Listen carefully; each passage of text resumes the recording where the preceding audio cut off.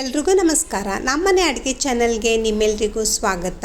ದಿನ ನಿಮಗೆ ಚಪಾತಿ ಜೊತೆ ಪಲ್ಯ ತಿಂದು ಬೇಜಾರಾಗಿದ್ದಾಗ ಈ ಥರ ಒಂದು ರೆಸಿಪಿ ನೀವು ಮನೆಯಲ್ಲಿ ಟ್ರೈ ಮಾಡಿ. ಈ ರೆಸಿಪಿ ಮಕ್ಕಳಿಗೆ ದೊಡ್ಡವ್ರಿಗೆ ತುಂಬ ಇಷ್ಟ ಆಗುತ್ತೆ. ಈ ಥರ ಚಪಾತಿಗೆ ಪಲ್ಯ ಒಳಗೆ ಸ್ಟಫ್ ಮಾಡಿಕೊಂಡು ಮಾಡೋದ್ರಿಂದ ಎಲ್ಲರೂ ಇಷ್ಟ ಬೀಳ್ತಾರೆ.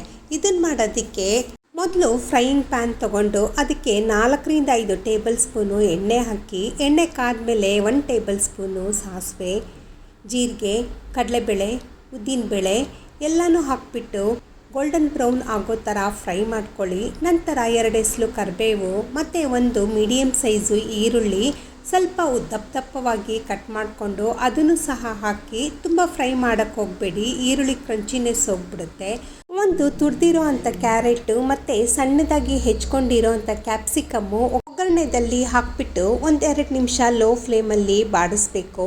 ಕಟ್ ಮಾಡಿ ಇಟ್ಕೊಂಡಿರೋ ಅಂಥ ಕ್ಯಾಬೇಜು, ಎಲೆಕೋಸು ಅದನ್ನು ಸಹ ಒಗ್ಗರಣೆಗೆ ಹಾಕಿಬಿಟ್ಟು ಲೋ ಫ್ಲೇಮಲ್ಲಿ ಒಂದು ಸತಿ ನೀಟಾಗಿ ಮಿಕ್ಸ್ ಮಾಡಾದಮೇಲೆ 1/4 ಟೇಬಲ್ ಸ್ಪೂನು ಅರಿಶಿನ ಪುಡಿ ಮತ್ತು ರುಚಿಗೆ ತಕ್ಕಷ್ಟು ಉಪ್ಪು, ನಂತರ 1 ಟೇಬಲ್ ಸ್ಪೂನಷ್ಟು ಖಾರದ ಪುಡಿ, ನಂತರ ನಿಮಗೆ ಸ್ಪೈಸಿ ಬೇಕು ಅಂದರೆ ಸ್ವಲ್ಪ ಗರಂ ಮಸಾಲ, ಹಾಗೆ 1 ಸ್ಪೂನಷ್ಟು ಧನಿಯಾ ಪೌಡ್ರು ಎಲ್ಲನೂ ಹಾಕಿಬಿಟ್ಟು ಒಗ್ಗರಣೆಗೆ ಹೊಂದ್ಕೊಳ್ಳೋ ಥರ ಎಲ್ಲ ಮಿಕ್ಸ್ ಮಾಡಾದಮೇಲೆ ಒಂದು ಅರ್ಧ ಗ್ಲಾಸ್ ಅಷ್ಟು ನೀರು ಹಾಕಿ, ನೀರು ನೋಡ್ಕೊಂಡು ಹಾಕಿ, ಯಾಕಂದರೆ ಎಲೆಕೋಸಲ್ಲಿ ಆಲ್ರೆಡಿ ನೀರಿನ ಅಂಶ ಇರುತ್ತೆ. ಸೊ ಹಾಗಾಗಿ ನೀರು ನೋಡ್ಕೊಂಡು ಹಾಕಿ ಲೋ ಫ್ಲೇಮಲ್ಲಿ ಇದು ಒಂದು 10 ನಿಮಿಷ ಬೇಯಿಸಿದ್ರೆ ಸ್ಟಫಿಂಗ್ ರೆಡಿಯಾಗಿರುತ್ತೆ. ಎಲ್ಲ ಆದಮೇಲೆ ಸಣ್ಣದಾಗಿ ಹೆಚ್ಕೊಂಡಿರೋ ಅಂಥ ಕೊತ್ತಂಬರಿ ಸೊಪ್ಪು ಹಾಕಿಬಿಟ್ಟು ಒಂದು ಸತಿ ನೀಟಾಗಿ ಮಿಕ್ಸ್ ಮಾಡಿದ್ರೆ ಪಲ್ಯ ರೆಡಿಯಾಗುತ್ತೆ. ನೀವು ಚಪಾತಿ ಜೊತೆನೂ ತೊಗೊಬೋದು, ರೊಟ್ಟಿ ಜೊತೆನೂ ತೊಗೊಬೋದು. ಇಲ್ಲಿ ನಾನು ಚಪಾತಿಗೆ ಒಳಗೆ ಸ್ಟಫಿಂಗ್ ಹಾಕಿ ತೊಗೊಂಡಿದ್ದೀನಿ. ನಿಮಗೆ ಯಾವುದಕ್ಕೆ ಇಷ್ಟ ಆಗುತ್ತೆ ಕಮೆಂಟ್ ಮಾಡಿ ಹೇಳಿ. ಫ್ರೆಂಡ್ಸ್, ಯಾರೆಲ್ಲ ನನ್ನ ಚಾನಲ್ ನೋಡ್ತಾ ಇದ್ದೀರಾ ಪ್ಲೀಸ್ ಸಬ್ಸ್ಕ್ರೈಬ್ ಮಾಡ್ಕೊಳ್ಳಿ. ಹಾಗೆ ನನ್ನ ರೆಸಿಪಿ ಇಷ್ಟ ಆದರೆ ಒಂದು ಲೈಕ್ ಮಾಡಿ.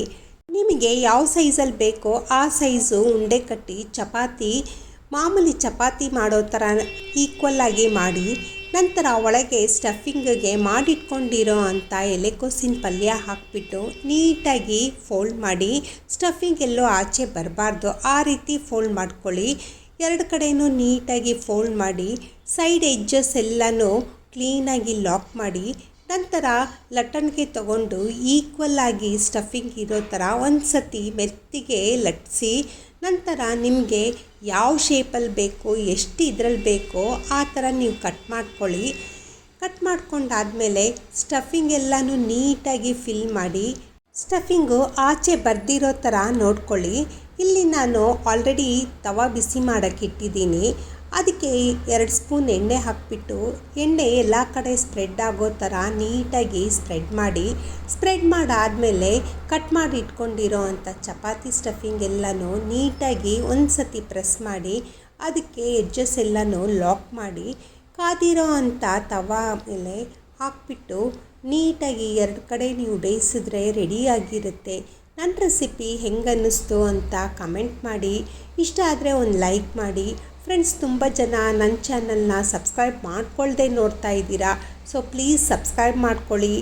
ನಿಮ್ಮ ಸಪೋರ್ಟು ನನಗೆ ತುಂಬ ಇಂಪಾರ್ಟೆಂಟು.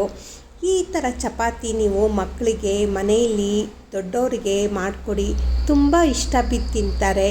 ಇದ್ರ ಜೊತೆಗೆ ನೀವು ಸಾಸು ತೊಗೊಬೋದು, ಇಲ್ಲ ಅಂದರೆ ಚಟ್ನಿ ಜೊತೆನೂ ತೊಗೊಬೋದು. ಸೊ ಆಲ್ರೆಡಿ ಒಳಗೆ ಸ್ಟಫಿಂಗ್ ಇರೋದ್ರಿಂದ ಏನು ಬೇಕಾಗಲ್ಲ ಅನಿಸುತ್ತೆ. ಮತ್ತು ಉಪ್ಪಿನಕಾಯಿ ಜೊತೆನೂ ನೀವು ನೆಂಚ್ಕೊಬೋದು.